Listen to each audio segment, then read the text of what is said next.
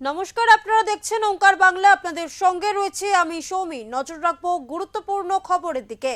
মহাত্মা গান্ধীর নাম সরিয়ে মনরেগাকে হত্যা করার প্রচেষ্টা, তার পাশাপাশি বিশ্বকবিকে অপমান করার প্রতিবাদে 12 ঘন্টা ধরে ধর্নায় বসলেন তৃণমূলের সাংসদরা। সেই ধর্নায় উপস্থিত ছিলেন মথুরাপুর লোকসভার সাংসদ বাপি হালদার।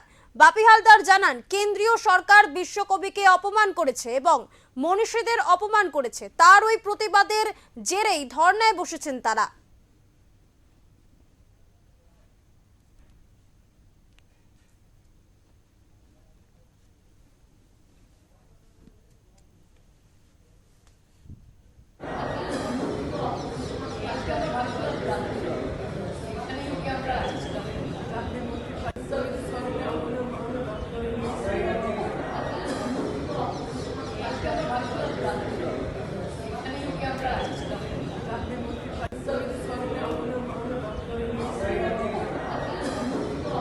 গতকাল থেকে যেভাবে গত পরশু থেকে শুরু হয়েছিল, গতকাল লোকসভাতে গায়ের জোরে যেভাবে এই মনরেগার নামটা পরিবর্তন করে গান্ধীজির নাম পরিবর্তন করে অ্যাকচুয়াল মোদী সরকার কি বার্তা দিতে চাইছে, আমাদের একটাই প্রশ্ন, যদি কাজ করার ইচ্ছা থাকে, মানুষের কাজ করার ইচ্ছা থাকে, তাহলে নাম পরিবর্তন কেন?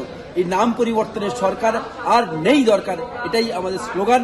এবং আপনারা জানেন যে 52,000 কোটি টাকা আমাদের বাংলার জন্য প্রাপ্য রয়েছে। যারা আইন করে এই পবিত্র সংসদে আইন করেছিল, বলেছিল 14 দিন কাজ করবে, 15 দিনের মধ্যে প্রত্যেকটি পরিবারের প্রত্যেকটি ব্যক্তি যাদের জব কার্ড হোল্ডার যারা কাজ করেছে তাদের অ্যাকাউন্টে সরাসরি টাকা পৌঁছে যাবে। কিন্তু আজকে প্রায় 4 বছর অতিক্রান্ত, আজও পর্যন্ত 1 টাকা দেওয়া হয়নি।